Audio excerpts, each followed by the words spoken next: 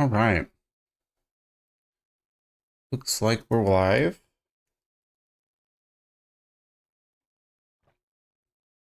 Welcome everybody to Midas Investing Live. Happy Sunday to you all. Happy Thanksgiving to those who celebrate. I had a pretty good Thanksgiving myself. Always love Thanksgiving. Definitely one of my favorite holidays. And I'll say I'm actually feeling pretty thankful right now. These last couple of weeks, actually just got a promotion at my work, so that's pretty good.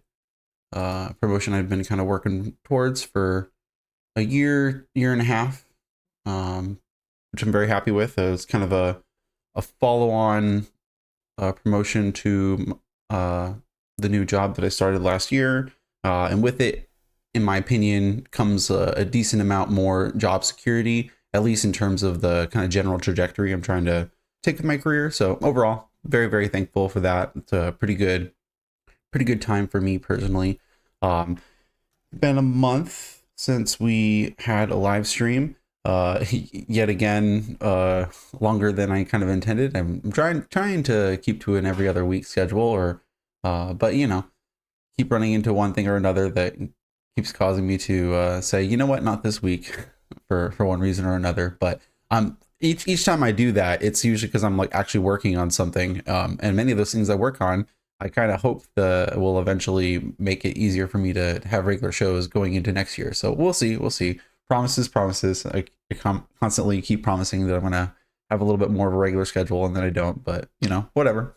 Anyway, so lots of things to talk about today. We'll see how long the show goes, because I do have a bunch of different things I kind of want to talk about, but I don't necessarily want to go super long, and I don't think necessarily each thing takes forever to talk about either. So we'll see. I'm not sure exactly how long today's show will be, but I don't think it'll be 3 hours like the last show, but we'll see.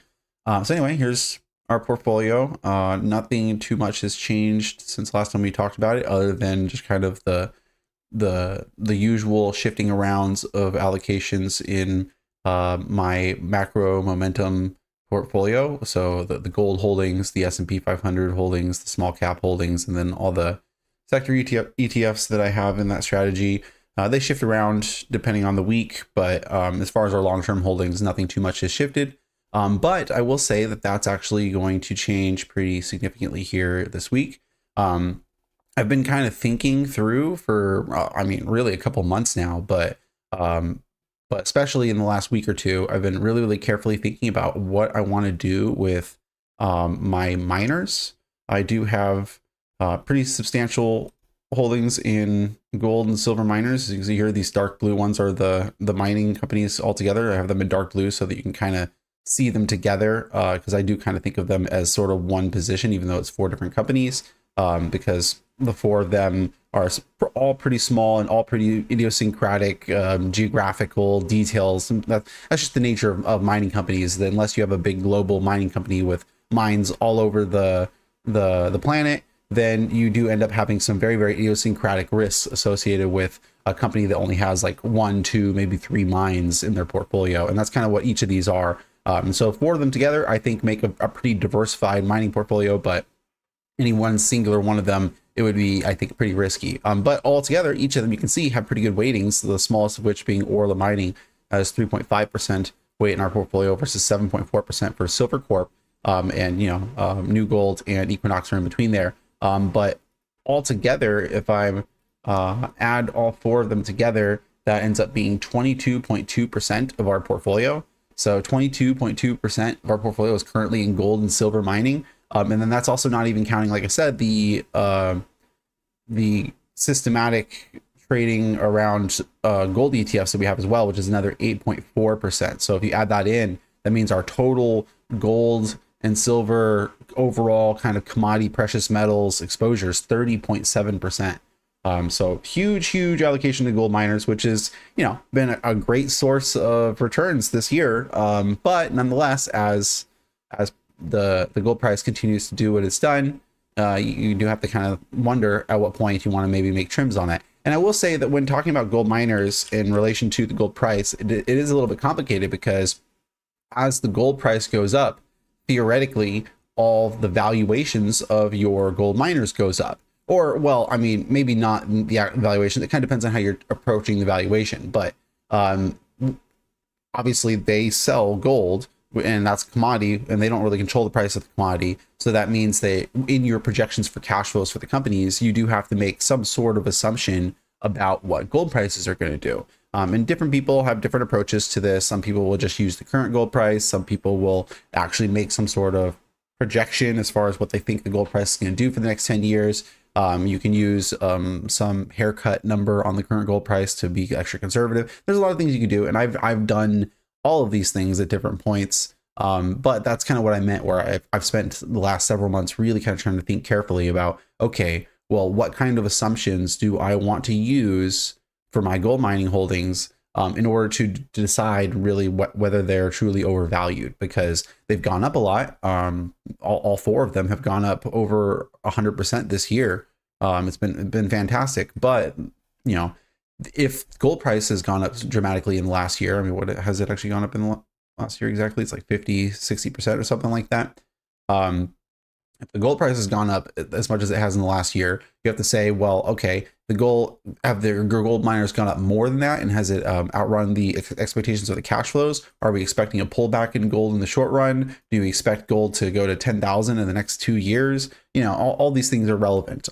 So what I've chosen to do for my gold miners for the most part is just use the current gold price. As I said, I've kind of done different things at different points in time historically, but I've chose to kind of just use the current gold price because, well, the current gold price is a market price, which means it is sort of reflecting people's expectations about the future. So I think that the current gold price, you could argue, is essentially automatically by its very nature a weighted average assumption of what people expect about the future gold price versus the short-term price risks to the price itself.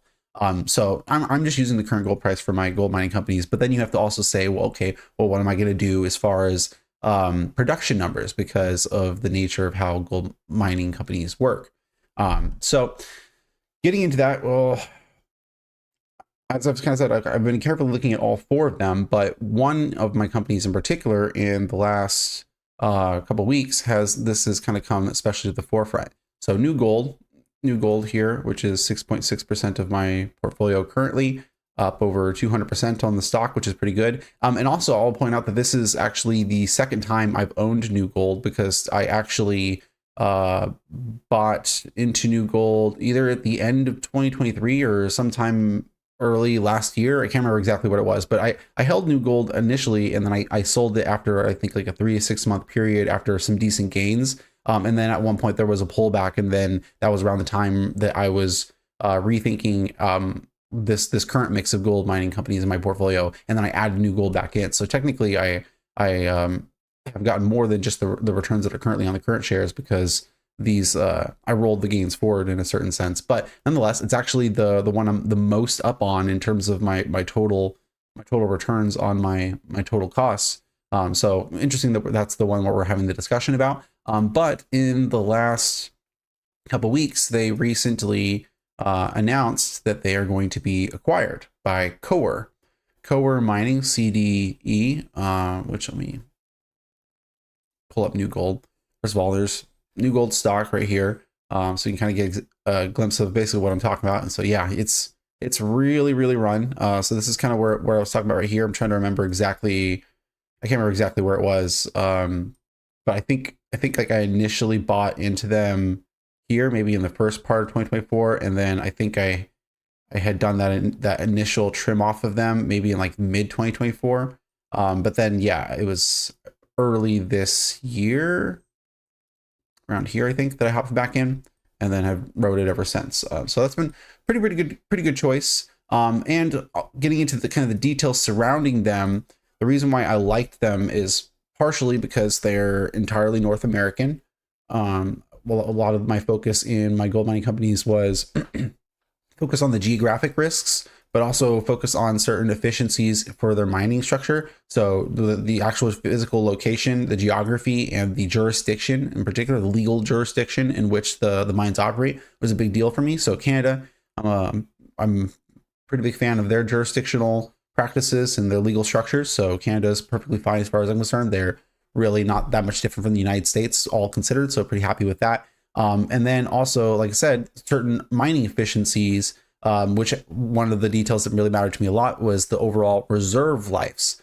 So gold mining companies and resource companies in general have their resources and reserves, and then that's from where they get their revenues, right? So if you have a mining company and they produce 1,000 ounces of a certain metal in a year, right? Well, then that 1,000 ounces had to come out of the ground. Well, they have geologists that make assumptions about just how much is going to be in the ground in total. And so maybe the geologists come out and they say, oh, well, we see that there's like 20,000 ounces in the ground. Provably, we believe that we can prove that there's going to be 20,000 ounces in the ground. And so, okay, 20,000 ounces a year. That means you've got 20 years of mine life off of those proven reserves. Now there's also what they call probable reserves, which generally speaking, probable means a very, very high likelihood. So that the probabilities are very high, like 80-90% probable. And so maybe they would say there's like 10,000 ounces of probable reserves. So that means proven and probable, that's 30 total. And if you just kind of assume that the probable, they're basically going to get the majority of that, then that means you could say that that's 30,000 divided by 1,000, that's 30 years of reserves, right? So you can get an idea of like, when looking at a mining company, you have their total production numbers, and then you have the price of the commodity, which is given to you by the market. But then you also have the total reserves, which is essentially the total denominator from which you're going to figure out how many years of production that this mine is going to supply for you. Now that's the reserves, which is like I said, proven plus probable, or P plus P is the terms you'll often hear called for these. For this concept. And here, let me see if I can find, here we go. Yeah. So here's the mineral resources and reserves. So this is a good idea of what I'm talking about here. So New Gold has two different projects. They have Rainy River and New Afton, and then down here they're showing their total. And here it shows proven and probable in both open pit and underground and stockpile form. And so really we can just look at like the total for the project. So total Rainy River, the total Rainy River mine, they have, what is this? Almost 16,000 tons of total rock, of total material. That's not tons of gold or silver. That's tons of rock that they would they would then pull the gold silver out of. Which in here you can see further in the table that shows here contained metal, and it says that here's like however many thousands of ounces that they would have. So here, like I said, about 16,000 of proven tons of reserves in Rainy River, but inside that 16,000 tons, they would expect to find about 223,000 ounces of gold. Also 1.3 million ounces of silver and no copper here. So you can get an idea, like this is like how they report essentially the total amount of reserves they have. So here coming down, New Gold total P plus P, contained gold 2.9 million ounces of gold, 7.8 million ounces of silver, and 631 million pounds of copper. That's the total amount of P plus P reserves that New Gold has. So what you could do is then, like I said, take the yearly production that they get for each of these and divide it into that to get an idea of how many years of production you can do for that. And this is for reserves. They also have the P plus P refers specifically to reserves, but then they also have what they call resources, which is effectively the same concept, but it's basically just another layer on top of that, where the same location, the same kind of ways of dividing it into different parts of the project and giving you the totals here. But then they also do what they call not proven and probable, but measured and indicated, which is again just specific. The words themselves have very specific meanings geologically in terms of what was done, what type of analysis is done, and what kind of confidence they have, both in the amount of the metal as well as in the economics required to actually pull the metals out of the ground. So measured plus indicated here for like Rainy River, for example, or even just looking at Rainy River total measured plus indicated together would be about 35,000 tons of rock. So they had 16,000 tons of proven probable rock that they could pull out of the ground, but then there's another 35,000 tons of measured indicated rock that they can pull out of the ground. And then there's even another layer beyond that, which they call inferred. So essentially there's these 5 categories that they refer to. And the reason why I'm going into detail of explaining all this is because with New Gold, like I said, New Gold being one of the companies that I've had for a while here, I liked them because they were in good geographies like I was referring to. And I also liked them because they had a relatively low cost structure. So here ASIC, which is all in sustaining costs, is a measure of efficiency per ounce in mineral resource type companies, to give you an idea of essentially like what is their per unit margin on the product. And here you can see margin reduction of ASIC. This is the cost. So 1,200 per ounce is the cost per ounce. And like right now, gold is about 4,000 per ounce or in change. So that means if it costs 12,000 or 1,200, then that means that you got $2,800, almost $3,000 of profit on top of that, sort of an operating profit. ASIC is kind of close to an operating income type measure. It's worth noting. It's not exactly that. It's a non-GAAP measure, but it's kind of similar to an operating margin type metric.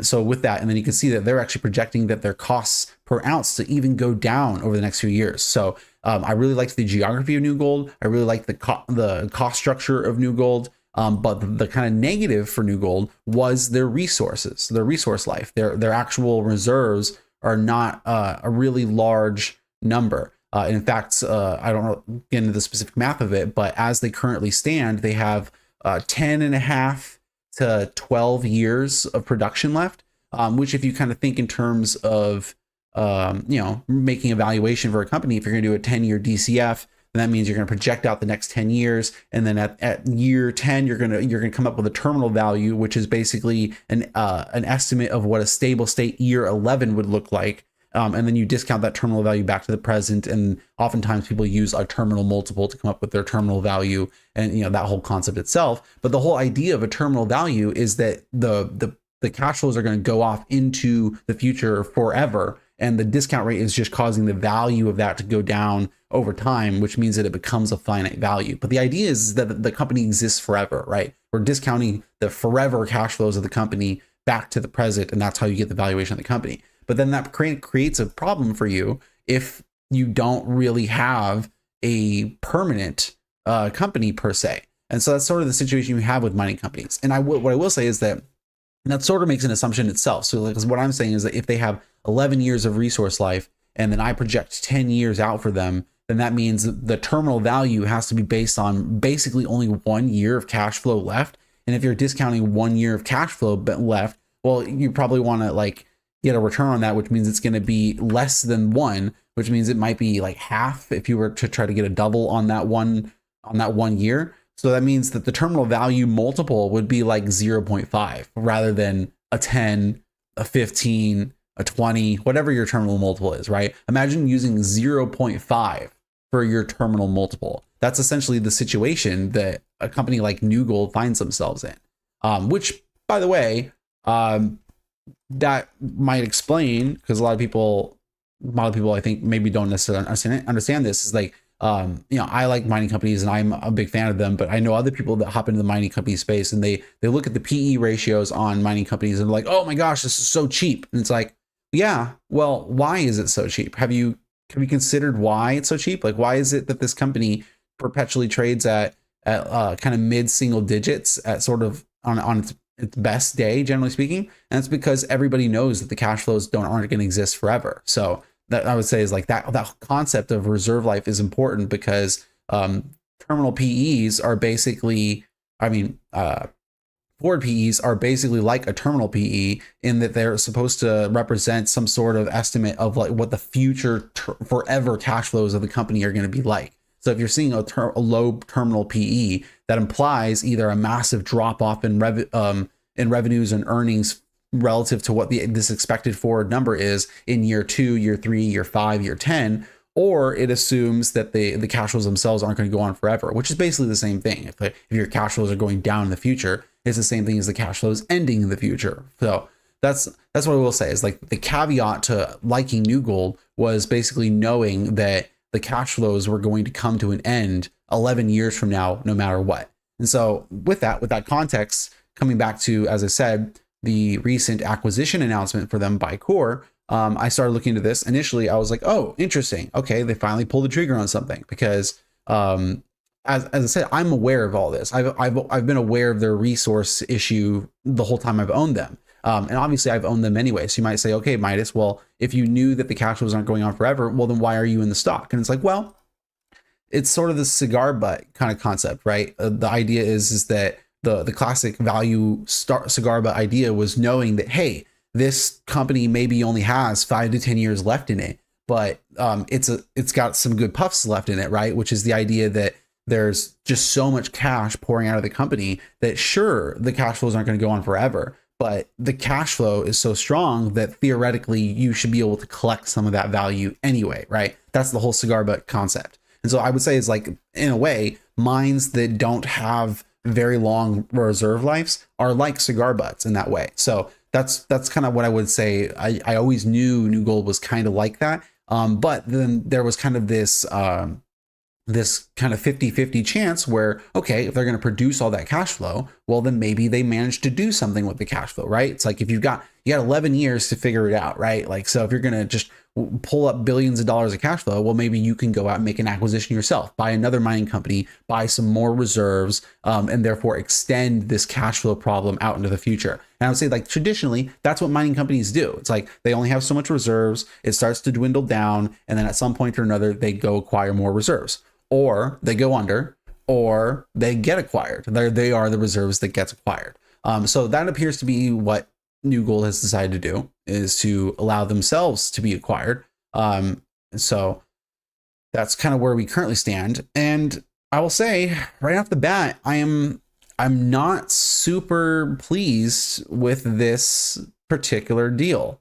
I'm not sure. I'm still kind of working through it. I'm definitely not as familiar with Core's properties as I am with New Gold. I've put a lot of work into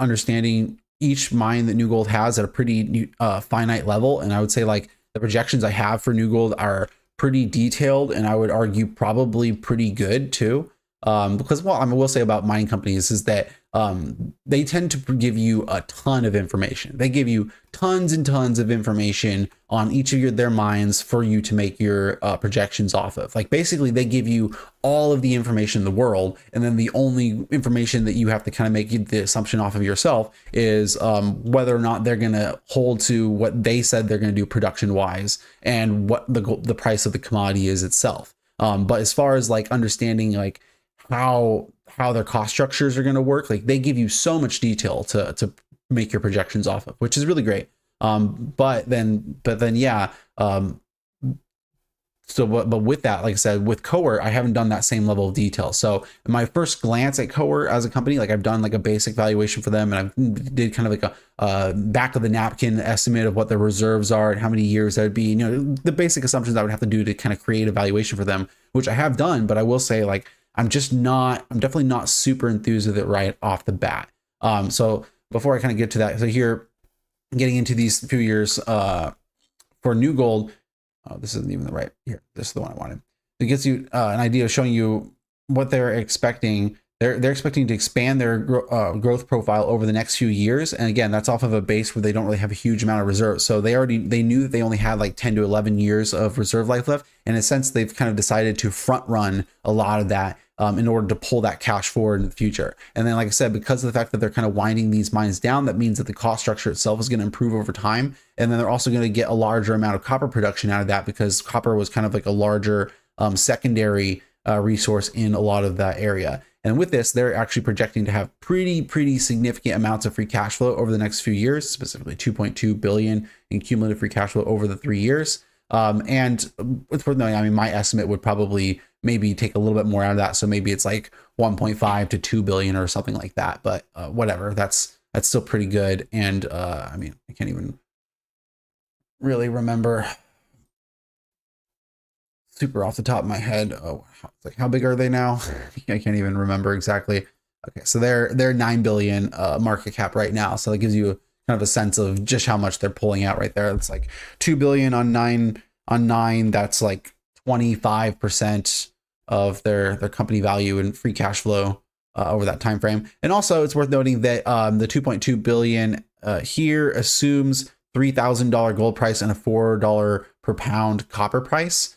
So obviously, we are significantly above that right now. So even that's we're like a third above that. So yeah, it could be basically like 2 to 3 billion, really, depending on what you assume in there.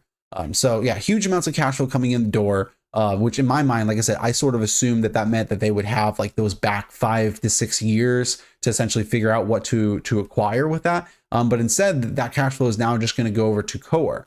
And like I said, I've kind of done some basic valuation work on this, but I don't know. I'm just not super pleased with it.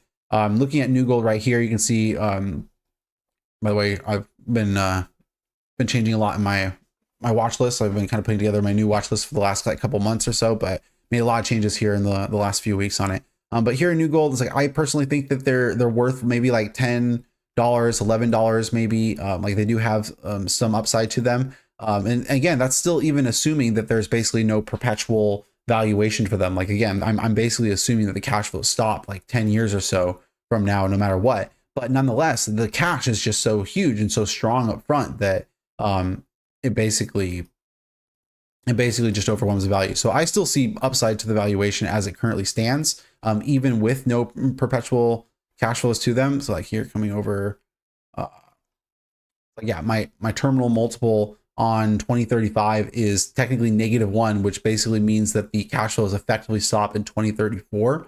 And that's on the kind of the cash flow valuation, but then also a kind of a earnings valuation with a multiple attached to it. By 2034, it's 0.5. So yeah, it's basically exactly what I had said previously. But here, just huge amounts of upside. Again, next 3 years, I have right here, yeah, easily north of $3 billion in cash flow. But from a Core, if I focus on them specifically, which again, I haven't done as detailed evaluation work for them, so I don't know. And maybe if I did more detailed evaluation work, it would give me a better feeling for it. But the point is like with most of my mining companies, even if I just kind of do a kind of rough assessment of their reserves and how much cash flow that'll produce over time and put it into evaluation, generally, if you want the kind of the simple valuation to show upside, and if the simple valuation shows upside, well, then you hop into the finer detail and say, okay, well, let me get into the nitty gritty. But here it's showing likely to be potential downside. And this is Core without New Gold, it's worth noting. And they themselves, this is the thing that kind of baffles me about this deal, is that they themselves don't have an incredibly huge amount of resource life. Like they themselves basically have only about the same amount of resource life as New Gold. So as far as I'm concerned, like they're making a bigger company, but they're not really solving the problem of like their total resource life. And yeah, maybe they're just not concerned about that. Maybe like it's kind of what I was saying before, where if you pull in enough cash, well, then you can kind of make your decision. You have time to make your decision and buy another company itself. So maybe that's the plan, is that buy New Gold now, and then Core themselves will buy more later on. I don't know. Or like there's the other option, is that rather than making a bigger company and instead just having a much larger production per year, you could then thin down the production on each property and extend the life. So if you combine the two companies together, but then you cut the production sort of in half at all the properties, then you sort of end up with roughly the same amount of revenues, rather than like combining the revenues together. You're sort of just kind of leaving the revenues as is with one of the companies, and then making it so that you've kind of doubled the resource life, if you understand my point there. So it's like you could do that, but the point is like there's no indications that that's what they're going to do. In fact, they seem to be talking about their combined revenue and their combined split. So that kind of speaks that no, they're not going to slow down their production because they've combined together to extend the resource life. It's no, they're just making a bigger company.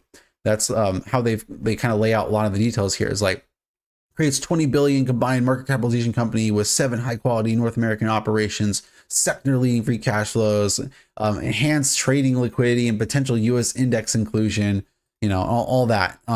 So I don't know. We'll see how I feel about that. And the reason why this matters, by the way, is that the acquisition is in stock. See, it would be one thing if me as a New Gold shareholder was simply just getting cash for my shares, but instead what I'm going to get is approximately half a share of Coer. I can't remember where I had it right here, but it's like 0.49569. Here it is. Yeah. Yeah. New Gold shareholders to receive 0.4959 of a Coer share for each New Gold share held, which implies consideration of $8.51 per New Gold share based on the closing price of October 31st, 2025. And yeah, well, about that, October 31st, where was that? October 31st, here is the deal. And you can see the market reaction was downward. And yes, the prices recovered since then, but that doesn't necessarily have to do with them. It has more to do with gold, in my opinion. So I looked at that reaction and was like, ooh, that's interesting. The company being acquired went down on the day the acquisition announcement was made, and the acquisition announcement was made with a premium. So again, it was said to be a 16% premium as of this close because the offer was up here. So the offer was up here based off of where the Coer shares were. So that's the other thing you have to keep in mind is that they're offering shares, they're not offering cash. So that's based off of where they were when they made that statement. And when they made that statement, Coer shares were, put it in dollars, Coer shares were here at about $17.10 per share. And then New Gold went down from 735 to 670. And then Coer went down from $17 per share to $14 per share. So you can see like both stocks reacted negatively, and that's not really what you want for an acquisition. Like it makes sense for the company doing the acquiring to go down, but the company being acquired usually goes up for the typical acquisition announcement. So, and then yeah, like I said, yes, the stock has gone up since then, but you can see both of them went up, and that's because gold went up. So I don't necessarily think that makes, it's not like the market was suddenly giving its approval. And it seems that the market is kind of finding questions with this deal the way I am too. It's like, well, what's going on here? Two companies that have basically the same runway of time combining together to create a larger company, but still has the same runway of about 10 years of time. And then that it's out. So yeah. Definitely I'm kind of trying to work through that and trying to work through it very carefully and think about it. But at the same time, this runs up against what I kind of opened the show with talking about, which is that I've been thinking very carefully about my allocations to my miners in general. So with this, that kind of comes around to the fact that I am going to be making some seriously substantial trims to my miners here on Monday. Tomorrow, I'm definitely going to be making a big trim, but there's probably going to be follow-on trims to come as well. So coming back over to my portfolio, I already kind of mentioned it, that, what was it, 22.2% is my total allocation to my gold and silver miners currently. But I've already put in sell orders that I'm going to be selling. I think it was about 7% or 6.5% of all of this. So about a quarter of my current gold mining position, I'm going to sell on Monday, which New Gold is a big chunk of it. It is a big chunk of New Gold in there. As well as wait a minute, hold on a second. For a minute there, I was like, wait, did I remember to do 3 or is it just 2? I couldn't quite remember.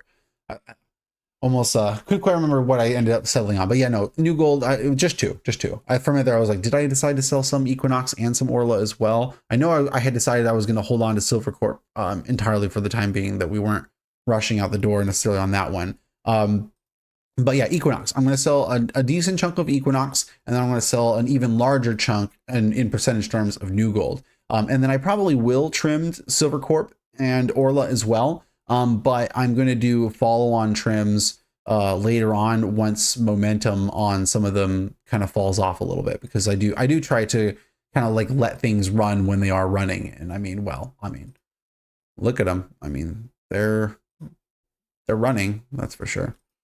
So let me pull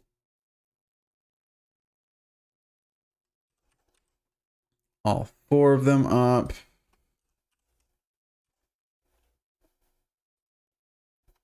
Yeah.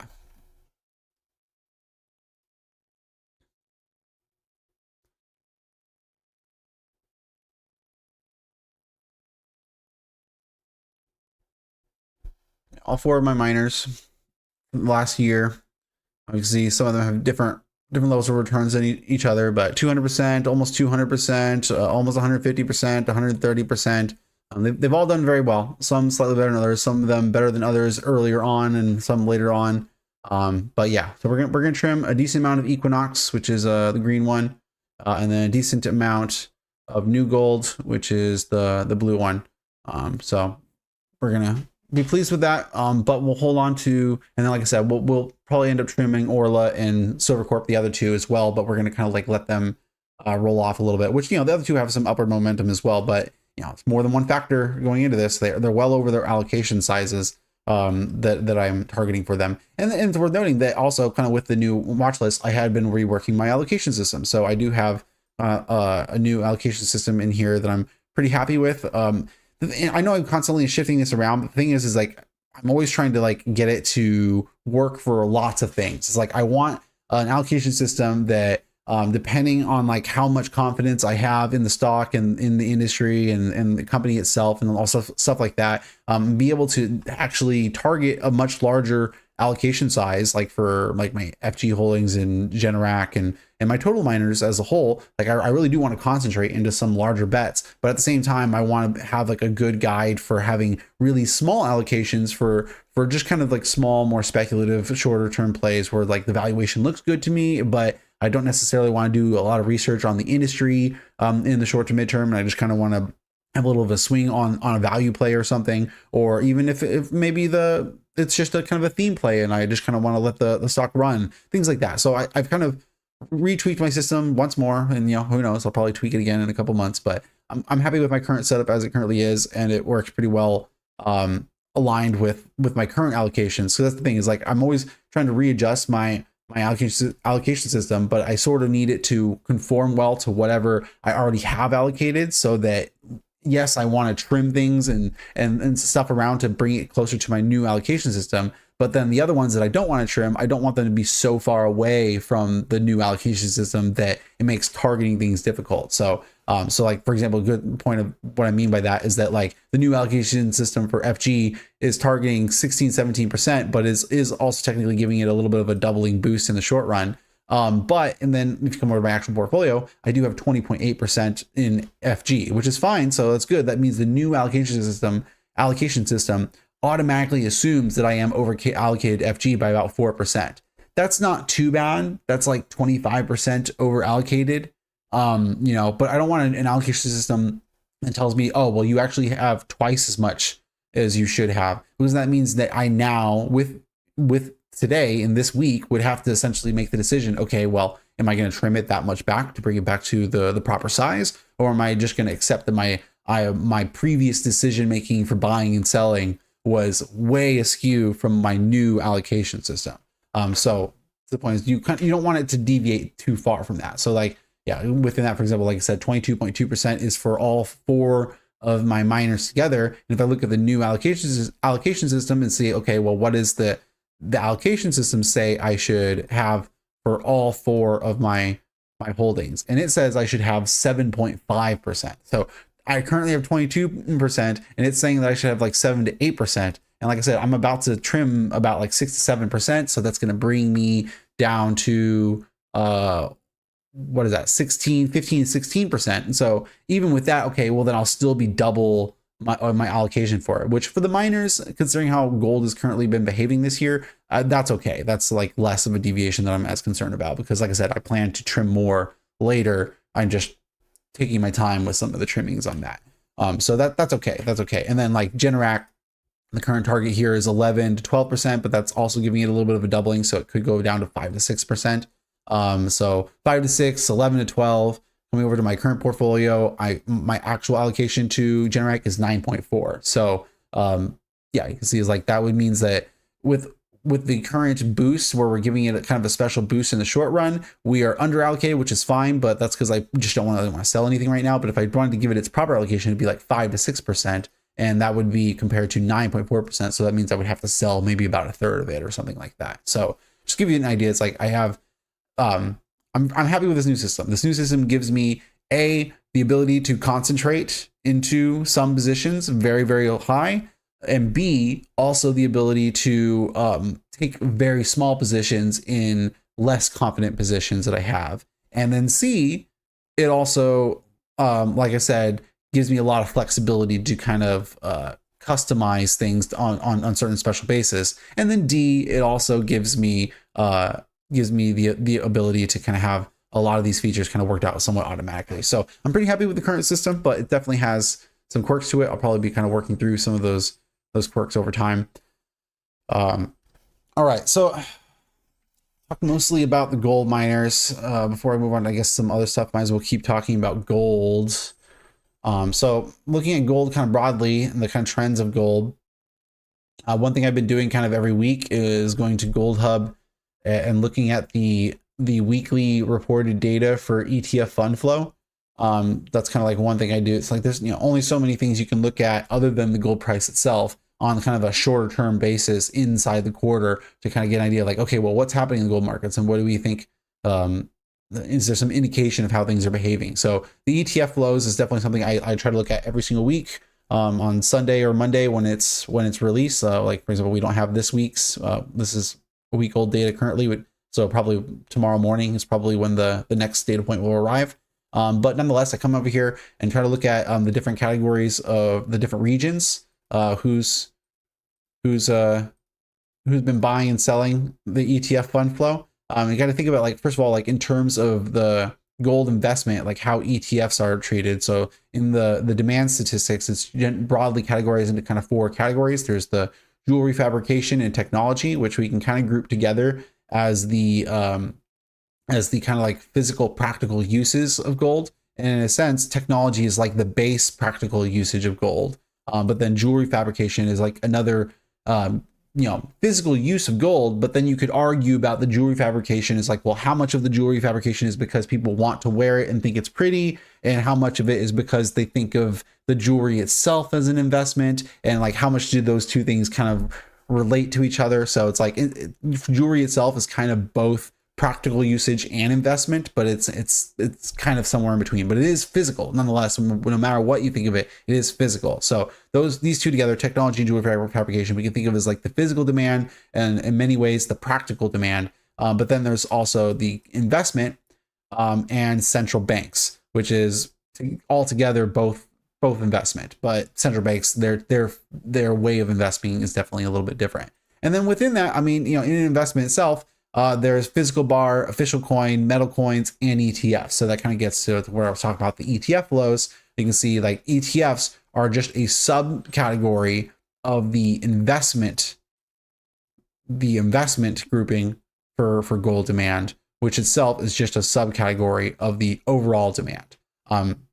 Now, jewelry fabrication and technology, they're kind of going to do what they do. Like technology is driven by industrial demand, and then it's also driven by the gold price itself. Because the gold price goes up, then industrial people tend to try to find an alternative for gold in whatever their industrial application is. And the jewelry, like I said, well, the people want something pretty, then they want to wear it. But if the gold price goes up, that kind of makes the attraction of gold as a pretty thing to wear, makes it go up, which is kind of counterintuitive to, like I said, with the technology one, where as gold price goes up, you see that the usage goes down because people will try to find more efficient alternatives for usage of it. Well, with jewelry, it's kind of the opposite. It's like on one hand, the price going up makes it more expensive and therefore harder for people to get gold jewelry. But on the other hand, it actually makes it more attractive as an option because then you're showing off more wealth.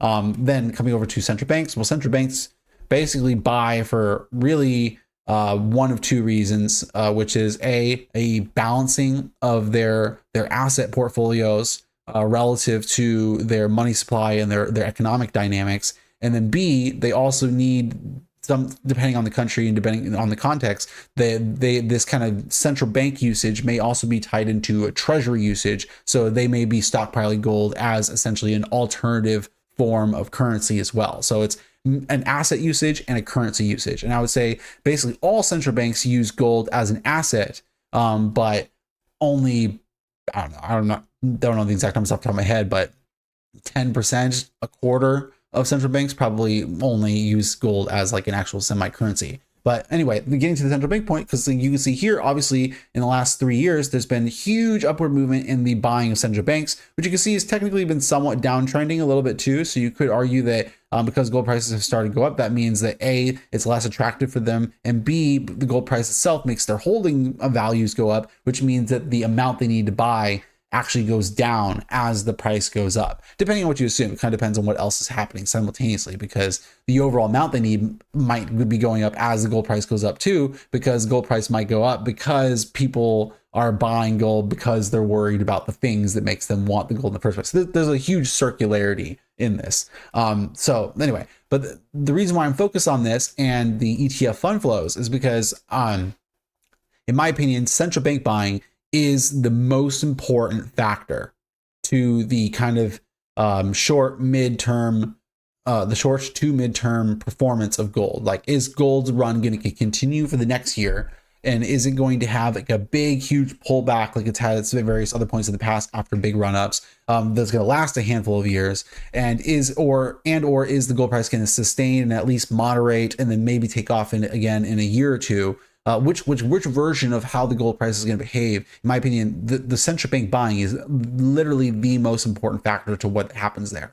It's like, if central bank buying stays at these levels right here that we've seen in the last like 3 quarters, which is lower than the last 3 years, but still generally higher than we had seen for the previous decade, well, then I think the gold price will generally do pretty well. But if it drops back down to kind of like the levels you see here in 2010, 2020, 2021 or 2, like these kind of like nearing zero or net zero, even for a couple quarters kind of period, enough to make that the kind of year or 2 year average be very, very low. Well, then that means that, yeah, you could see a huge pullback in gold. And so getting to the fund flows, the reason why I pay attention close to the ETF fund flows is, one, ETF fund flows are their own category, right? But I would also say that, like, kind of looking at the investment category, the overall ETF fund flow, or the overall investment flows, which you see here, I would say reasonably correlates to the ETF fund flows. The ETF fund flows are much more volatile. You can see like much more up down movements, but like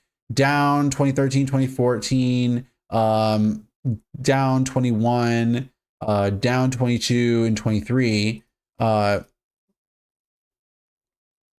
You can see like relatively low 2013, 2014, relatively low 21 and 23 and 22. So you can see like the periods of time where investment is low is the same period of time where ETFs are largely negative.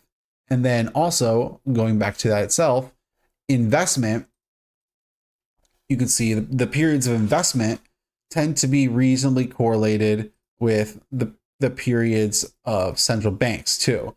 Higher growth in central banks in kind of through 11 into 12. Then it leveled off in 2013, 2014, and then it went down 2015, 16, back up 2018, down 20, 21, and then up 22, 23.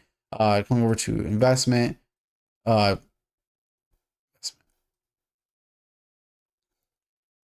11, 12, down 13, 14, up 16, 17, 18. They're reasonably correlated. In fact, they're more correlated than the other categories. So basically, long way to say that I watch the ETF fund flows because I think it's a pretty good proxy for what's going to happen with central banks. And then also, even within the ETF fund flows, I would argue that the Asian ETF fund flows themselves tend to be an even better indicator of what's going to go on with central banks, because a lot of the central banks that have been doing a lot of the buying have in fact been from East Asia and Central Asia. It's a little bit all over the world in terms of the central bank buying, but there is strong correlations there. And then the Asian ETFs themselves, like a lot of the East Asian ETFs, that has to do somewhat with the actual investors' behavior related to those central banks. So like there's a strong kind of tie between those two. So each week I check the ETF fund flows on kind of quarterly, monthly, weekly levels, kind of try to look at it all different versions of the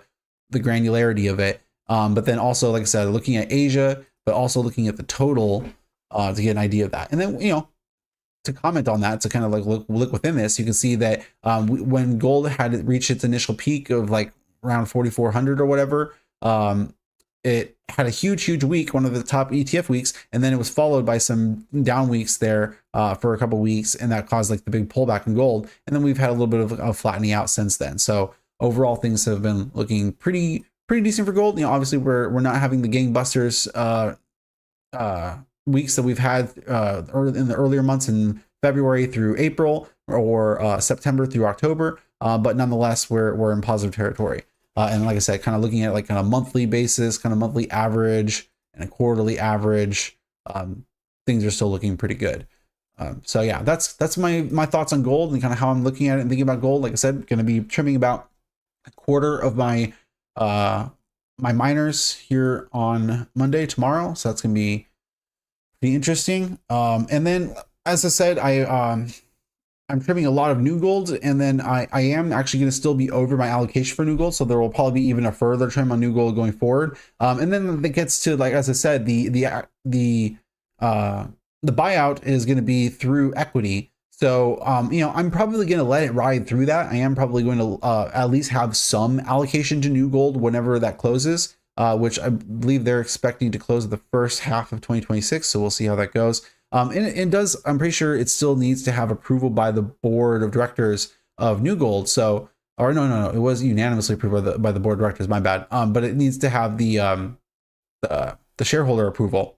And so I'm kind of curious, like, I don't know, like I said, like I have my questions about this deal. I kind of wonder if maybe it's not like a for sure thing. But considering, in my opinion, the valuation is higher than the market price was going into the announcement, it kind of makes me think that, like, if the market thought the deal wasn't going to happen, then we probably wouldn't have gotten a pullback in the price on the announcement like we did. Or so I don't know. It's hard to know what the market thinks or what's going to happen necessarily with that. But yeah, significantly downsizing my allocation to New Gold, and we'll probably hold at least a little bit of it going into the combined company, because I would like to at least look at the combined metrics once we've actually had a quarter or two, and then maybe make a decision there. We'll see. And then also, because like within that too, the CEO of New Gold, Patrick Godin, in general, I had always really liked him. I actually kind of decided that I thought he was a very smart operator, and was very efficient. He, like I said, he was kind of handling this company that was walking a tightrope in terms of like the total amount of timeline that it had available to it.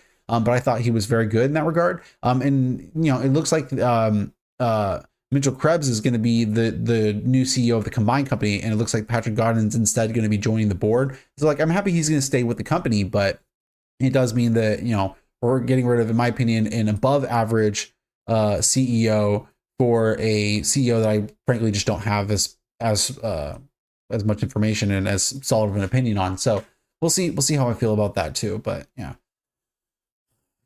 We'll see. Kind of interesting. Like I said, still working through some of the details of it. Don't want to make decisions too quickly, but I was already probably going to be downsizing my allocation to New Gold anyway, based off of, like I said, just kind of being way over allocated to it. So whatever, it kind of works well enough in that vein. Okay, so let's see. What else do we want to talk about? We've managed to go for 53 minutes, mostly talking about miners. That's good. That's kind of a lot of what I wanted to talk about, because like I said, that deal announcement, and then it was kind of going in line with a lot of my other previous thoughts. So in our last show was right before FG's earnings announcement, so we can talk a little bit about FG. I don't want to talk too much about them, but overall, I was pretty pleased with their earnings. It seemed like the market was too, quite initially. We had a nice little jump up on the announcement, and then follow through for those next few days. And then we had like the rest of the market started to face a little bit of some struggles, and that was kind of really when the stock itself started to go around. So you can see right here, definitely it's like the stock was doing good, and then the market itself kind of took a little bit of a dip down. So that's kind of like what happened here. Seemingly it appears mostly just market driven. And yeah, the bounce back also appears to be good. I will say that the fact that it bounced back kind of as quickly as it did does give me some optimism that is indeed the case, that it kind of just reversed itself on the candle there. But nonetheless, we'll see how it continues from there, because happy with the announcement, but the downtrend this year has definitely been brutal. And so not not like a religious chart person per se, but I do understand that the way people think about these things, there is all sorts of quote unquote resistance above on the chart at various levels. So it could be difficult for it to punch through depending on how traders are doing things. So we'll see. We do have, I can't remember the exact date of it, but it's like in a week or so, we have the releasing of shares, which here we go. Here, I have the transcript open, and here on the call, talk about thanks, operator. Early this morning, we issued a release with FNF, our majority owner, announcing that the board of directors has approved a change in FNF's equity ownership stake in FG. FNF plans to distribute 12% of the outstanding shares of FG's common stock to FNF shareholders. Following distribution, FNF will retain and majority ownership of approximately 70% of outstanding shares of FG. This will increase FG's public float from approximately 18% today to approximately 30% after distribution, strengthening our position within the equity markets and facilitating greater institutional ownership. So like I said, I can't remember the exact date of it, but I'm pretty sure it was like in a week or so, a week and a half, something like that, give or take. But we'll be very curious to see how the market reacts to that. I do think in the short run, that could be turbulent. Because that is going to be more shares on the market, more volume, which basically means that if commensurate demand isn't balanced out with that, then the share price could go down. But likewise, if demand was somehow to the upside, technically that could cause the price to go up. But I think the bias, if you're releasing a float onto the market, the bias is that it potentially creates a short-term downward pressure for the stock. So that could create a little bit of some selling pressure here in the next couple of weeks or so. But like I said, this is just a short-term kind of market fluctuation type thing. Like that doesn't have anything to do with diluting the stock. The shares already exist. FNF has just held them off float. So it's kind of like they're saying here, FNF has 83% of the shares of FG currently, and they're going to release 12% of them and then still hold 70%, which means like currently there's a certain amount of shares in existence for FG, but only 18% of those shares are freely floating out in the market outside of FNF's ownership. And so they're going to release another 12%, which means it's going to jump from 18% to 30%. So it's almost like they're almost doubling the float of the stock. That's a huge increase in liquidity.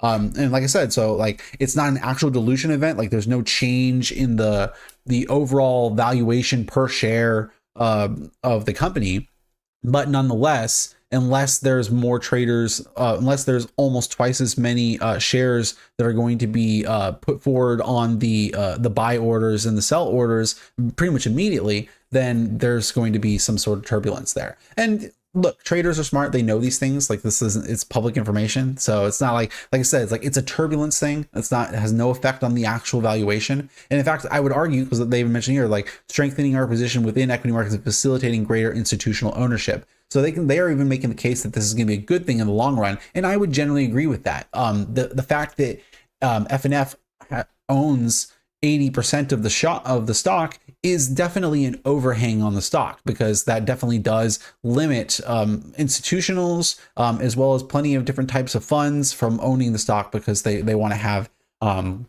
either no majority shareholders, or there's plenty of people that simply do not want to buy a stock that is a subsidiary of another company, and then B, even within that limits the total float size. So it's like they're about a $4.3 billion market cap, about $4.3 billion. That's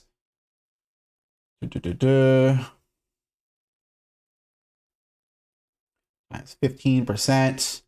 That means that the actual float is really only 645 million, right? 645 million. So divide by 15 and multiply by 18. Or wait, what am I doing?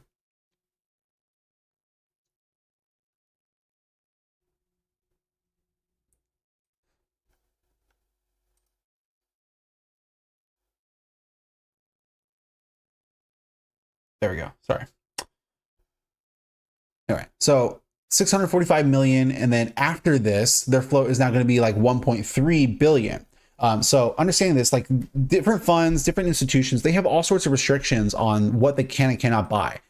Cannot buy something that doesn't have 4 quarters of trailing earnings, can't buy something that has 4 quarters of trailing profits, can't buy something that doesn't have analyst estimates, can't buy something that doesn't that isn't majority owned, can't buy something that doesn't have a dividend, can't buy something that has less than $1 billion market cap, can't buy something that has less than $1 billion float. All sorts of restrictions that people have on what they can and cannot buy, and from an institutional perspective.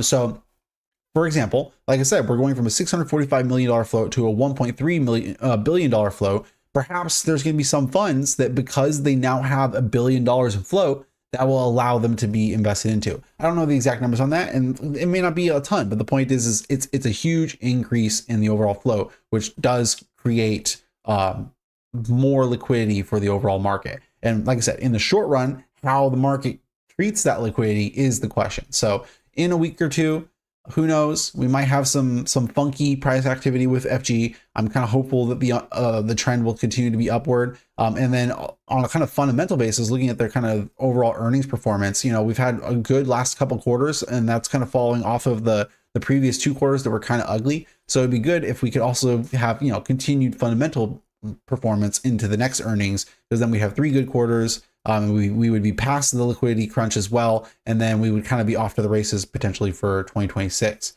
Coming over actually to look at the kind of like the quarterly earnings themselves, and that kind of plays into like those earnings beats kind of play into them on an absolute basis. We kind of have that same level of turnaround. So like annuity revenues on a year-over-year quarterly basis, we went from kind of positive, negative, negative, positive, negative, and now 2 quarters of positive in a row. So it'd be cool if like we can kind of keep that trend going forward and have the next quarter be positive, and the quarter after that. Now I will say that actually is going to be a little bit of a challenge on the quarterly basis, because the Q4 of 2024 was over $1 billion in premium and annuity revenues. And Q4 is, generally speaking, a pretty strong quarter. You can see like 890 here, and then down, down, down, strong, down, down, down. So I would expect it to be a strong quarter, but admittedly, this is going to be a harder comp to beat. But the Q1 number, on the other hand, will be an easy comp to beat. Like this was a very weak Q1. So Q1 of 2026 should be an easy comp. The average between the two is 819 million. So compared to, like, for example, the average of these 2 quarters is 659 million.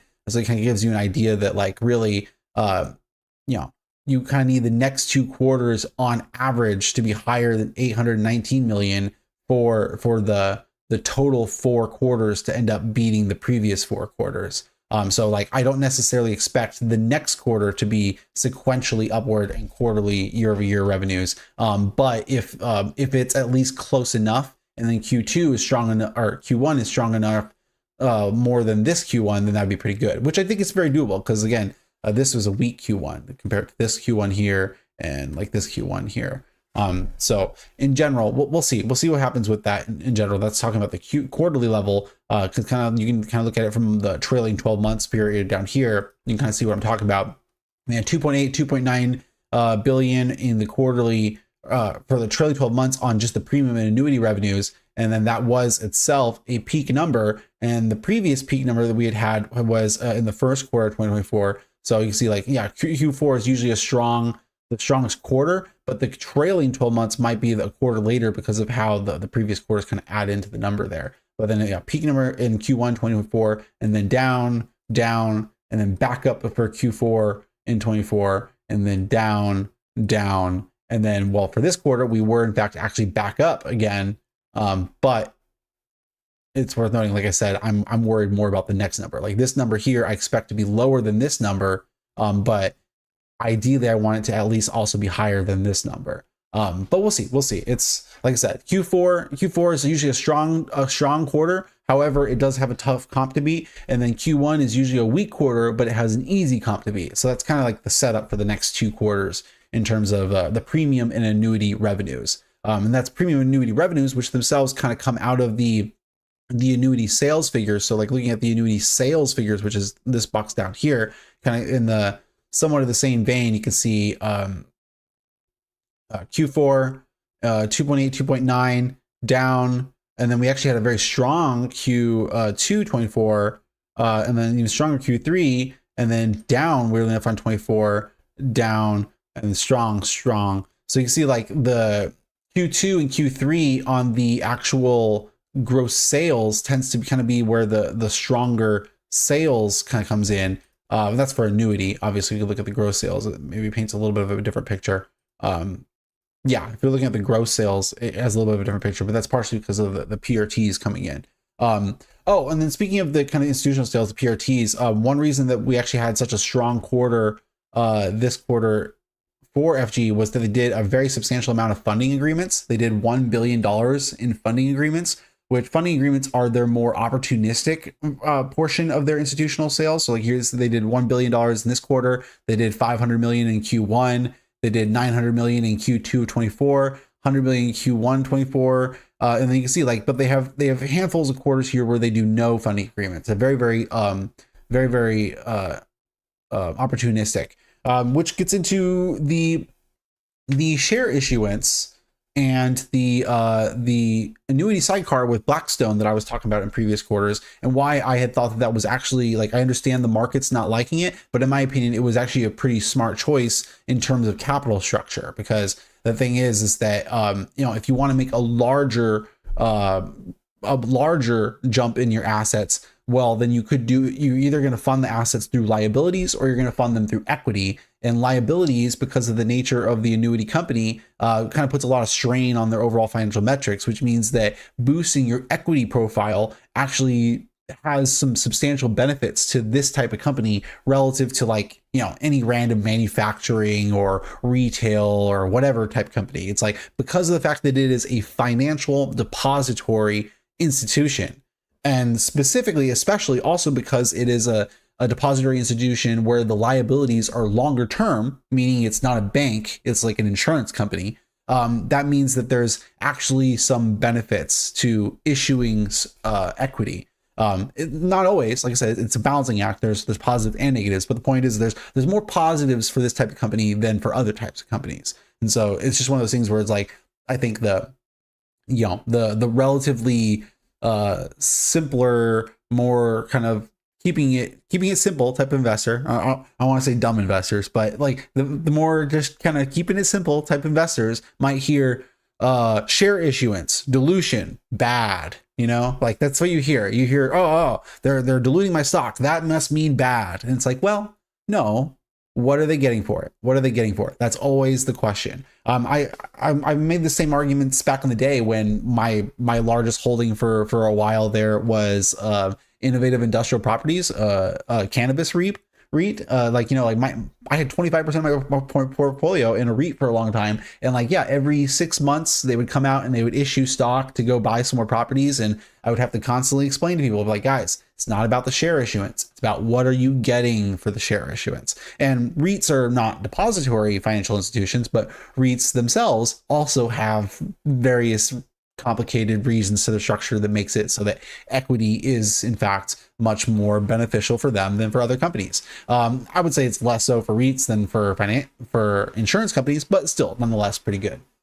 So anyway, my point being is that this $1 billion funding agreements that they did this quarter, in my opinion, was exactly what I was saying back in Q1 when they did the share issuance. When they did the share issuance, I was like, look, guys, if in the next quarter or two they come out and they've made some larger deals that shows that they were boosting their balance sheet with this equity, then in my opinion it would be worth it. And that's exactly what we're seeing here right now. So and then coming down, actually, let's take a look at that. Yeah.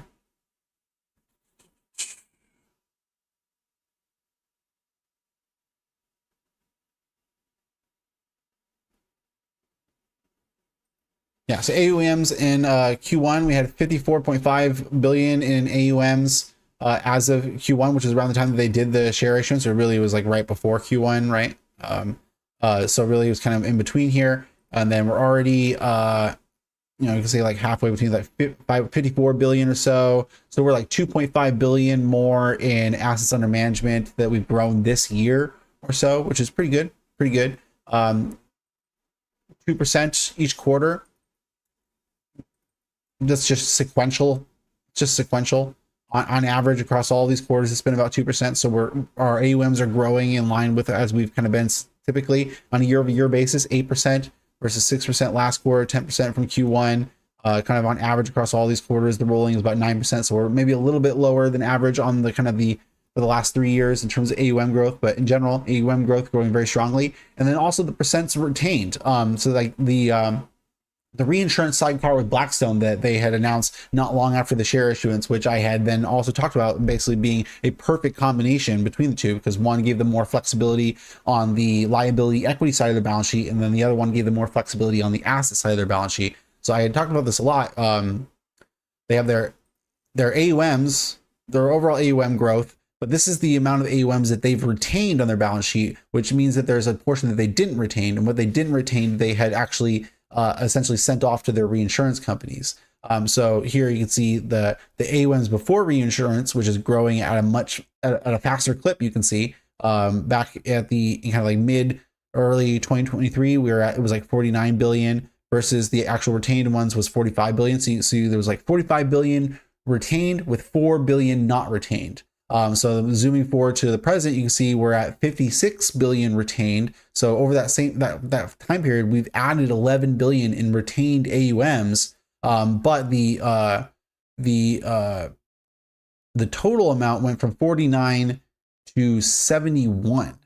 Okay, so that's 22 billion, right? So 11 billion, 22 billion. So you can see that over this like 2-year period or so, we've retained roughly half of the sales. And then looking at and that's just over this 2-year period, because then this is the green line right here shows the overall retained period, including years previously. So here you can see like at the start of this period, we were at 92% retained. And at the end of this period, we're at 79% retained. And that's because over this time frame, we retained only about 50% of all the new AUMs that came in. And so that's why you can see like this ratio going down. And like what that does is like this ratio going down basically means that they can have much higher amounts of sales without having to build their balance sheet up as much. And you might say, well, we like our AUMs though, Midas. Why wouldn't we want them to build their balance sheet up? And it's like, well, you do want them to build their balance sheet up, but you want them to build their balance sheet up slowly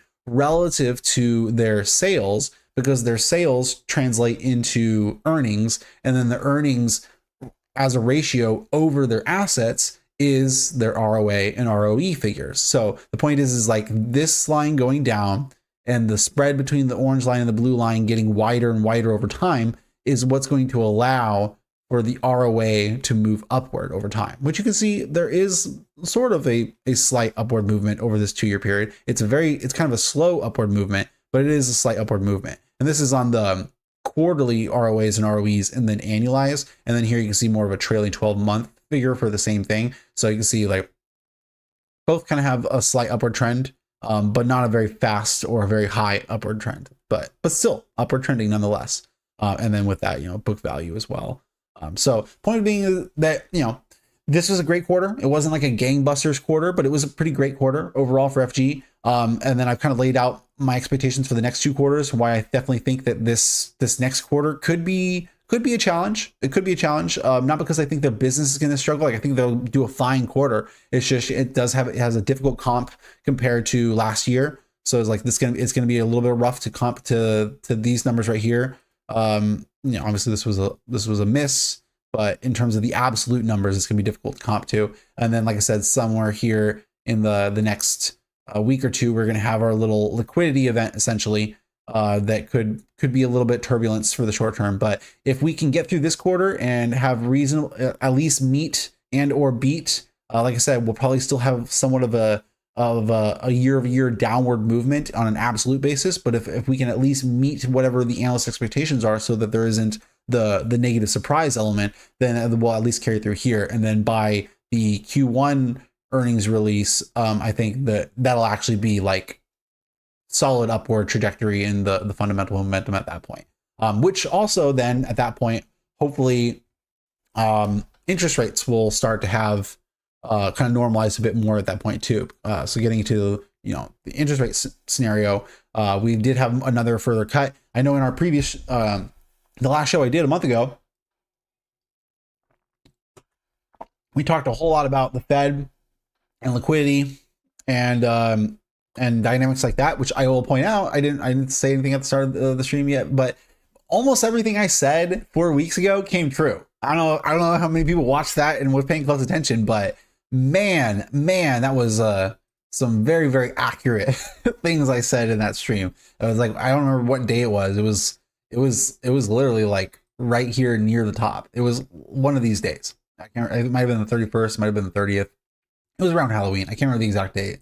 But my last stream was right near the top, and I was basically made a multi-hour case for why I thought the next month or two could be struggling for the market. And then whoop, we just went down. Which, by the way, I bought puts like 2 days later after that stream. So managed to do a pretty solid puts play, which wasn't just kind of like randomly stabbing towards some puts. I do have my volatility model that I've put together, which did actually tell me to make a play on. So I did in fact, actually, I was following my strategy, and my strategy said to buy puts, which was somewhat lucky because my strategy isn't trying to find tops like that. The volatility strategy isn't trying to time the S&P. It's simply trying to time the VIX, which is a whole different thing altogether.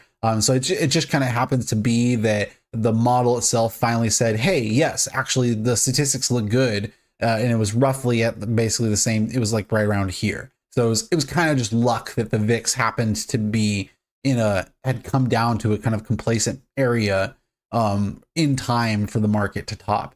There's some correlation between those two things, obviously, but nonetheless, the point is like I said, my vol model was not looking at this and saying, oh yes, the S&P is going to go down. It was instead looking at volatility and saying, oh yes, volatility is too low.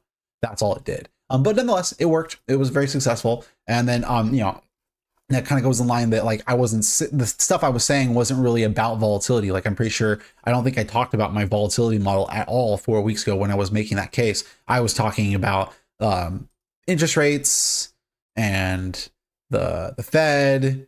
I was talking about SOFR interest rates and how SOFR interest rates have been significantly above the federal funds rates and how that was causing strain on the financial system. Like that was the stuff I was talking about. And it just so happens that, like I said, all of that was very correct. And then, by the way, I will point out that all of it is still largely in play. Like this is, again, going back 4 weeks, like this is where we were when I said that. The rates were high above the Fed funds rate, but you can see like it's come down a little bit, but it's still above the Fed funds rate. This blue line is what we're talking about. The blue line should, in general, oscillate around the zero line, around the black line. Like that's what it should generally do over time. You can see like over a several year period, it kind of does that, but it ebbs and flows back and forth. Unfortunately, we only have like 7 years to look at for this, so it's not a huge amount of history to look at because SOFR is a new instrument that only came out in 2018. But nonetheless, you can see like above the line means there's low liquidity, there's liquidity strain in the short-term funding markets. And when it goes below the line, that means there's a lot of liquidity. There's plenty of liquidity in the short-term funding markets, which is why in 2021 and even most of 2022, in 2023, we had plenty of liquidity. And then as interest rates had been up for a long period of time, the liquidity started to get strained, move towards zero. And then now we've seen, as I said, we're seeing these big spikes in the last handful of months upward. And then the green line itself is the standing repo facility, which is basically a facility the Fed has for banks to essentially borrow from them on an emergency basis if they need it, which is a very taboo thing to do. Banks generally don't like to do this, which is why you can see like they did it back during the financial crisis, but during 2020. They also did during the financial crisis. That's why I said that. but you see, they did that during 2020 or whatever. But in general, they don't really like to do that. It's a very taboo thing to do. And the Fed has actually been trying to work to make it less taboo. They kind of wish that they could convince markets to just trust to borrow from them and not, because the thing is, they don't want investors to go and say, okay, well, this bank borrowed from the Fed, so that means there must be a problem with this bank. So therefore, let's go and sell and short all the stock of those companies. Like that's what they don't want. They don't want panic to be caused because people are using these facilities. But nonetheless, if people are using the facilities, it means something, right? So it's one of those things where it's like they don't want it to be a taboo, but until it isn't a taboo, it is a taboo. And so here we are. People are using the Sandy repo at the same time that there was liquidity strains, which again, we were getting this big spike up here, and the spikes have come down, as you can see, but we're still not back to zero. Still not back to zero. So it's one of those things where, what I said 4 weeks ago about liquidity, I nailed the timing. I absolutely nailed the timing. Both in terms of when I was talking to you guys about it and in terms of the puts I bought and all that. But I will say that things have improved, but they have only improved so much. So we should still be cautious in terms of the short-term liquidity dynamics. And the short-term liquidity dynamics do have to do with the Fed funds rate cuts. Like that's definitely not irrelevant. It's worth noting that like those Fed funds rate cuts were happening and are still being priced to continue to happen kind of at the same time these things are happening. And the Fed is very aware of these dynamics. Like multiple Fed governors have talked about these liquidity dynamics in their speeches in the last handful of months, which is interesting because it's definitely a topic that they don't normally talk about. So it just goes to show that like they're aware that it's an issue. And so like I'm talking about like the blue line here being the SOFR rate over the Fed funds rate. So if it's at 0, that means it's equal to the Fed funds rate. So this chart gives you kind of like a similar image of kind of looking at the different interest rates, but you can see how they're compared to each other rather than just like taking the difference between them. So the green line is the Fed funds rate. So here you can see like that is the Fed funds rate. You can see it's generally flat and then it step ladders down whenever the Fed makes a cut. Like these are those cuts they made. But you can also see that there are these little divots where it's showing that it's actually moving upward by a couple basis points. Like it's not perfectly flat there in those last few months. And that if it's not flat, that means that people are not buying the Fed funds, right? That means it's the price is going down, the yield is going up. So that means the price is going down. That means it's not being bought. If people are not buying federal funds, then that means they're buying something else. And the thing that they are buying is SOFR. So like going into that, you can see here all these different statutory rates. We have the overnight repurchase awards agreement, the effective federal funds rate agreement, the interest rate on reserve balances, and then also the discount window primary credit rate. So those are 4 different interest rates that the Fed sets. Like most people only talk about the Fed funds rate, but really this is 4 different interest rates that the Fed sets, all very, very short-term rates. And by setting these rates can only be used for different reasons and also require different types of collateral. And so essentially, like whenever a bank is in a certain scenario, they're going to look at all these 4 of these different rates. They're going to look at the collaterals they have available to them, and they're going to look at like how long they need the money for, and then they'll make a decision of which one to borrow from based on that. And then the magenta line here is the SOFR rate, secured overnight financing rate. This is not statutorily set. This is not set by the Fed. This is actually a fully free market rate. But because it's a free market rate, that means it's from one bank to another bank, and it's derived based off of the market. But because these statutory rates exist, banks will always opt towards one of these rates if it's better for them over this. And so that kind of forces this rate to stay between these lines in the way that you see it right here. So that's why I call this the short rate corridor, because it basically like shows you like here's the hallway essentially through which the short-term rates move. Like this, it kind of creates like this little hallway that it moves through, right? And you can see where it's going through here. And like I said, in general, the magenta line is going to be hovering around the Fed funds rate. It's going to be give or take a few basis points around the Fed funds rate. But you can see in these last few months, it's going higher and higher above the green line. It's to the point where it's now above the orange line, to the point where it's now even above the purple kind of violet line, right? And every time they've cut the interest rate, the situation has improved a little bit for a handful of weeks, but then it starts to get worse again, and then they cut again, and then it improves a little bit, and then it starts to get worse again. And so here in like the last week or two, it started to get worse again since the cut. So just pointing that out, it's like our liquidity dynamics have improved from where they were a month ago, but they improved a month ago partially because the Fed funds rate was cut, and they are expecting to cut the Fed funds rate here again in about 10 days or so. But then the market seems to be believing that we're not going to be getting Fed funds rate cuts for at least 2 meetings thereafter that until perhaps April. So the point is yeah, that could improve things a little bit further, but we'll see. Well, it could be for the strain. Now, I'll also point out that we did also have the government shutdown going on during kind of this time frame right through here, and that also would likely have caused strain on the short-term funding markets. So the fact that the government shutdown is over could start to improve things, but nonetheless, it's something to monitor. Something to monitor. Like I said, like I already made my little put play, so it's like, yes, I'm still worried about stuff, and we're almost back to the all-time high. So you could say like, oh well, does that mean you want to buy puts again? It's like, well, not necessarily. Like I said, I have a model for deciding when I want to buy puts, and that's statistically driven, not chart driven. So it is what it is. But I mean, and looking at the charts though, we do have some lower highs so far. Although this one could blast through, so we'll see. Maybe don't comment too much on the chartiness. So with the government shutdown though, speaking of the government shutdown, it is over. And so with the government shutdown being over, that does mean that we are now starting to get a little bit of a deluge of government data coming out. I know there was some reports were released, some late reports were released, and then they also announced that they weren't going to release the advanced estimate of Q3 GDP, which I saw lots of headlines about, and people freaking out, being like, "Oh my gosh, they're hiding the economic data. What's going on? Is the job market falling apart?" All things like that, and it's like, guys, relax, just relax. First of all, there's private data sources that you can get information from, which was why it's like, if you knew what you were doing, the government shutdown wasn't that big a deal. It was annoying. It was very annoying to not be able to have data that you normally have access to, but it wasn't the end of the world. If you there was plenty of short to midterm solutions to understanding what was going on in the economy in the short to midterm. But then beyond that fact, the advanced estimate is the thing that they said they're not going to release, but they are still going to release other things. And there's actually some logic to not releasing the estimates, because like throughout the year, I would say like literally all year, every month or every other month, I've seen articles come out about how there's less survey responses at the Bureau of Labor Statistics, and that's one of the reasons that the CPI data is becoming less reliable this year compared to last year. And people were saying the same thing about the jobs numbers, and these things are all true. And so like imagine how much worse that is during a government shutdown.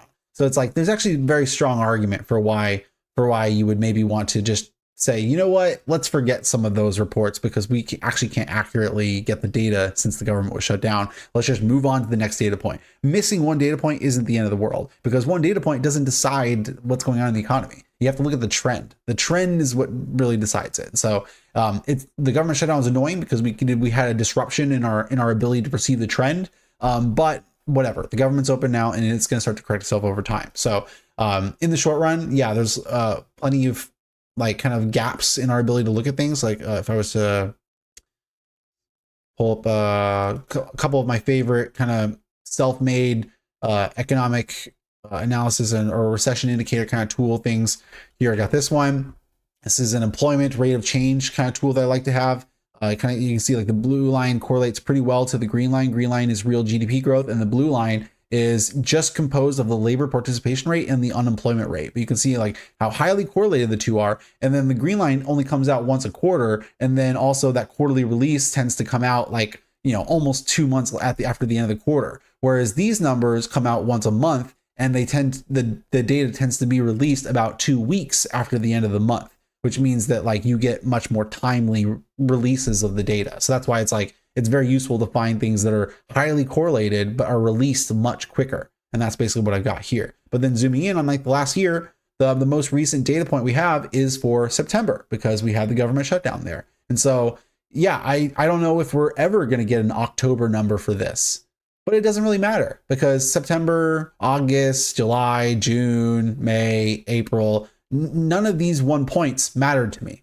What mattered to me is the trend, right? Like I'm not looking at one data point here. I'm looking at the last 10 to 20 of the data points and seeing which direction the line's going. And like, for example, for this metric here, it looks to me like the labor market bottomed mid last year, actually bottomed from its downward trajectory of 2022 and 23. It bottomed last year and has been somewhat uptrending ever since. Yes, we have a little bit of a downward movement here. You can see in the last 3 months or so. or 2 months from the peak here. But again, this data is now 2 months stale. So by the time we get the next data points, it could very easily have curved back upward a little bit, because you do tend to see this kind of up and down kind of squiggle to it. And who knows, maybe it will continue downward. We'll see. But the point is, until I get the November data point here in the next 2 weeks, because here in the next 2 weeks, we will get a November data point. Then it'll show me which way the trend is going.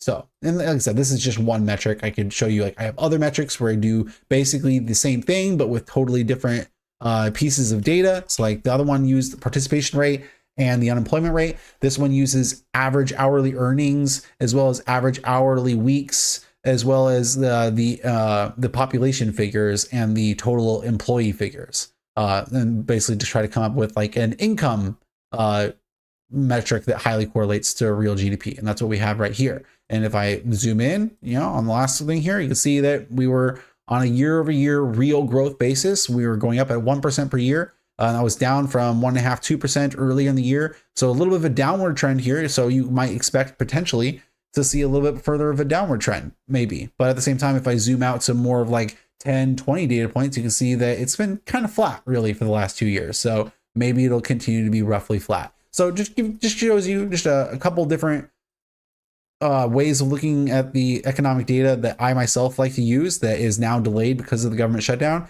And here in the next 2 weeks, I will get new data points for these that will probably skip. Like I said, it'll probably skip a month or two of data, but it doesn't matter. It doesn't matter. It doesn't really make a difference. The economy is not about one data point. It's about the trend of the data points. And so we'll see what goes on with that. And come over to the economic calendar. You can take a look like what is actually going to come out this week. This week we get the ISM manufacturing PMIs. I'm not really a big fan of the ISM's PMIs. I find that they don't correlate well to real GDP all that great. I personally prefer S&P Global's PMIs, which is Purchasing Manager Index, for the record, for people who aren't aware. Purchasing Manager Index is a economic activity index that's derived from, as the name implies, from buyers in corporations, from purchasing managers, people who are actually buying and selling in commerce. So the ISM, which is the Institute of Supply Management, is one company that does one of those indexes, but then S&P Global does their own version of it. And personally, I find S&P Globals to be better, but it seems like a lot of market participants seem to prefer the ISM one. I don't know. Because like I said, like when I look at the ISM numbers and I run statistics on it against various economic figures, I personally find S&P Globals to be better, but whatever. ISM coming out with the lack of information that we've had in the last couple of months. That's why I'm kind of talking about this so much. Normally I would just skip past even mentioning it because I don't prefer it, but it is worth paying attention to at least for the next month or two until we get our trends back in order, because every data point matters when you don't have all of them, right? That's kind of how it works. That's sort of what the government shutdown did, is sort of made normally unimportant data points suddenly became very important during the government shutdown because they were the only ones we had. And like a good example of this was the Challenger Gray and Christmas jobs report that comes out every month that reports announced hiring decisions and announced layoff decisions. And like for like 2 months, like I swear, like every financial publication was like talking about this jobs report. And it's like, man, normally you would hear about this report maybe like once a year somebody would mention this report because normally everyone's looking at the NFP report or the ADP report. But because the government was shut down and we didn't have the other jobs reports, everyone was suddenly like, let's look at the Challenger Gray and Christmas report, which is an announced layoff report, which is why, in my opinion, it's not very useful. It's like, announced layoffs, A, may not happen, and B, they tend to happen over time. So like an announcement comes out and they say that they're gonna lay off 100,000 workers. It's like, that's fine, but they're not laying them off tomorrow. They're laying them off over the next 3 months, 6 months, 12 months, right? And so like, how do you take that announcement and turn it into monthly job changes? It's hard to, the correlation is just not strong because it's not consistent. So that's why it's like, I personally ignore that report in the same way that I tend to ignore this one. But in the short run, it's all we got. But anyway, moving on from that, long kind of deviation on that detail here. This week, though, we are going to get some actual reports, some major reports on some of that data that we've been missing for some time. And that's going to come really towards the back half of the week. We're going to get export prices data, industrial productivity data, capacity utilization data, industrial productivity data, the S&P Global PMI data, all of that. All of those are things that go into my preferred models. So all of that's very good. And this week in general, especially like I said, Wednesday, Thursday, is there stuff on Friday too? Yeah, there is. Yeah, not as much on Thursday, but Wednesday and Friday seem to be the weeks where there's gonna be some good stuff coming out. We're gonna get core PCE, so the Fed's preferred inflation gauge coming out, personal income and spending, inflation expectations from the Michigan surveys. Yeah, lots of good stuff coming out Wednesday and Friday. Some of it backdated and some of it more recent dated, but nonetheless, all of it gonna be very good. So yeah, I think that's pretty much gonna be it for today. Like I said, it was a little bit of kind of an ad hoc show today. We're kind of talking about a bunch of different stuff. Like I said, I'm going to be trimming my miners pretty significantly this week. Be looking for opportunities to trim more of them in coming weeks and months as well. But we're doing a pretty large initial cut this week. And then I didn't really talk too much about it in the show, but because we're kind of coming to an end. But what with me kind of reanalyzing all my miners, I have been kind of carefully putting together my new model, my new DCF model, which is very different from previous ones, but I've kind of been trying to create something that's a little bit easier to use on a kind of a more rapid basis, but also still gives me flexibility to really customize things in very particular ways. But point is, I've been really doing nothing but constantly reevaluating my existing portfolio for really like half of this year, because I've been kind of A, trying to rethink the actual holdings of my portfolio, and B, but also trying to rethink this new DCF template. And then I use my current portfolio holdings whenever I'm kind of reworking my DCF template, because, you know, while I'm never 100% sure about any individual stock about how I feel about it, the overall feel of most of my companies on a general basis, I generally have an idea of. So like if I can pick like my 5 favorite companies in my portfolio, maybe like do FG, Generac, PayPal, and then maybe one of my miners and Lennar or something. I'll just like pick like 5 of the companies I feel like I have a good understanding of, and then I'll run them through the new DCF template, and then we'll look at which ones it says are undervalued and overvalued, and like which ones do I feel like I disagree with or agree with more, and then, you know, maybe tweak the model a little bit, right, and to make it so that eventually all 5 of them kind of give me an answer I'm generally pleased with. And that's kind of how I like tune my new DCF templates, I guess you could say. But anyway, the point is like I've done a lot of that this year. It's like I spent so much time this year just reworking my tools, both my watch lists, my DCF template, and then, you know, these various other economic and market models I've been making, which are a little bit different from the usual kind of valuation work, but nonetheless, I find that stuff very interesting. But anyway, long way to say that I've been doing all that stuff, and I think, you know, it's taken much of my time this year, but hopefully I'm actually sort of somewhat done with a lot of that stuff, which means I can start to actually do a lot more company valuations this next year, because yeah, I definitely didn't really do that much valuation work this year, especially in terms of like new companies. Like I said, I revalued the same companies over and over and over again this year, but like this list right here, like I've revalued these companies a whole bunch, or most of them.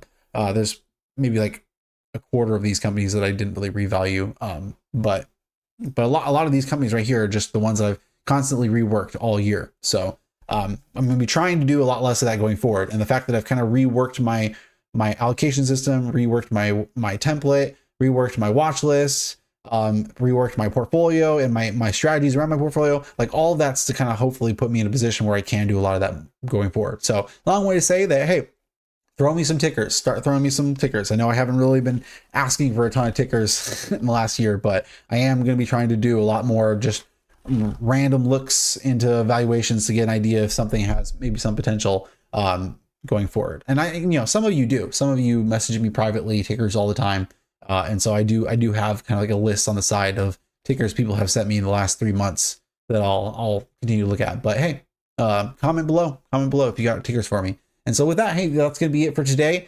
You know, like the stream. If you didn't like it already, please like the stream. It helps get us more viewers in the future. Please subscribe to the channel if you haven't already. Please join the free Discord. Link is in the description below. Join, be part of the free Discord where we have conversations of what's going on in our own portfolios. We're joking around, having fun, chatting with each other, sharing memes, sharing our research with each other. But yeah, come be part of the discussion there. And I'll catch you all hopefully 2 weeks from now. We'll see if I can keep that promise. All right. Bye.